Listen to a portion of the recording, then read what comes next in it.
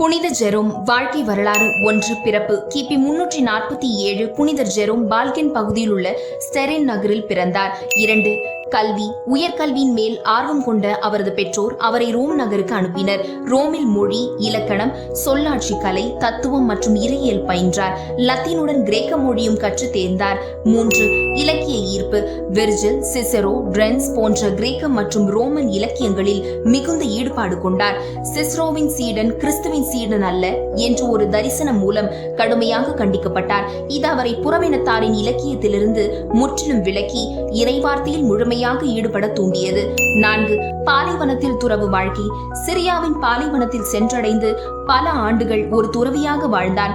அங்கு ஜெபம், நோன்பு, கிரேக்க மொழியை மேலும் கற்றல் மற்றும் எபிரேய மொழியை கற்பது ஆகியவற்றில் ஈடுபட்டார். சில கிறிஸ்தவ நூல்களை லத்தீனில் மொழிபெயர்த்தார்.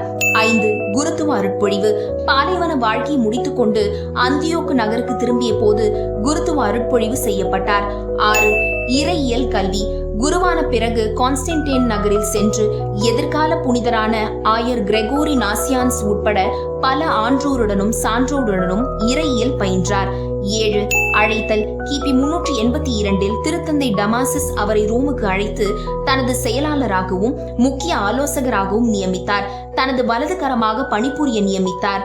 8 விவிலிய மொழிபெயர்ப்பு பணி திருத்தந்தை ஆணைக்கு ஏற்ப தவறான லத்தீன் பைபிள்களை மாற்றி கிரேக்கம் மற்றும் எபிரேய மூலத்திலிருந்து புதிய மற்றும் துல்லியமான லத்தீன் பைபிள்களை மொழிபெயர்க்கும் மாபெரும் பணியை 23 ஆண்டுகள் இடைவிடாமல் மேற்கொண்டு வெற்றிகரமாக நிறைவு செய்தார்.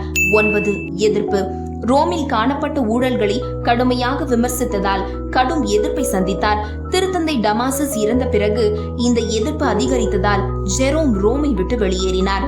10 கிபி 420 இறந்தார். பின்னர் புனிதர் பட்டம் அளிக்கப்பட்டு 1824 திருச்சபை மறை வல்லுநர் பட்டமும் பெற்றார். புனித ஜெரோம் பிறந்த ஆண்டு எது? மறவாமல் கமெண்ட் செய்யுங்கள். நன்றி.